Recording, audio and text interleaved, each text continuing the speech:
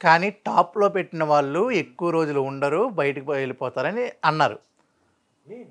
మీరే అన్నారు.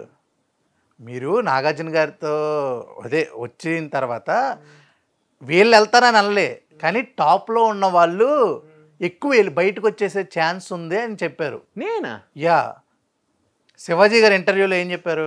శివాజీ గారి ఇంటర్వ్యూలో టాప్‌లో పెట్టిన కంటెస్టెంట్స్ గురించి ఇంట్లో క్లూ ఇద్దామని నేను కావాలని ఒకళ్ళు టాప్‌లో పెట్టానని చెప్పాను. మాకు అంటే ప్రోమో చూసినప్పుడు అన్నప్పుడు ఈ డైలాగ్ అయితే ఉంది. జస్ట్ మిస్ అయ్యాను, నాకు గుర్తు రావట్లేదు. యాహ్! అంతే. ఎగ్జాక్ట్ ఏమన్నా ఒకసారి చెప్పండి. అదే ఇప్పుడు టాప్‌లో ఎవరైతే ఉన్నారో వాళ్ళు బయటకు వచ్చేస్తారు.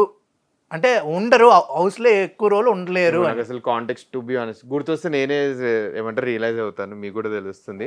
బట్ నేను చెప్తాను టాప్ 5 ఏదైతే ఉందో బర్నీ గారిని వన్ ఆఫ్ ది టాప్ పెట్టేసింది. రీజన్ ఏంటంటే హౌస్‌లో ఎవ్వరికి అతని గేమ్ కనిపించట్లేదు. అరే అట్లీస్ట్ ఇప్పుడైనా నేను ఒక క్లూ పంపించాలి. అట్ ద సేమ్ టైం అతని గేమ్ని అప్రిషియేట్ చేయాలని అతను నంబర్ 1 పెట్టాను. ఇతన్ని నామినేట్ చేసి ఎలిమినేట్ చేయమని అయితే కాదు.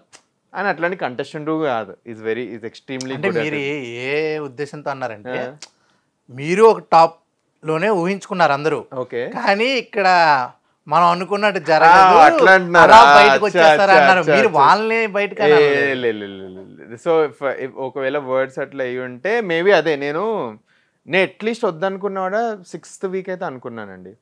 హౌస్లో కూడా I guess people were thinking I will be one of the strong contenders అనే ఉండే. బట్ ఇంకా ఈ గేమ్ మొత్తం ఒక ఎత్తు అయితే పీపుల్ ఓటింగ్ ఒక ఎత్తు, దీనికంటే ఇంకోటి మధ్య ఉంది. ఎడిటింగ్ ఇస్ అ బిగ్గెస్ట్ ఎత్తు ఆల్సో. బట్ 24/7 చూసిన వాళ్ళు ప్లస్ 1 hour చూసిన వాళ్ళు వర్డిక్ట్ బేస్డే ఉంటుంది. మీరు ఎంత గేమ్ ఆడినా కూడా వాళ్ళ చేతిలోనే ఉంటుంది. ఇంకా కొన్నిసార్లు రెస్పెక్ట్ చేయాల్సిందే వాళ్ళు.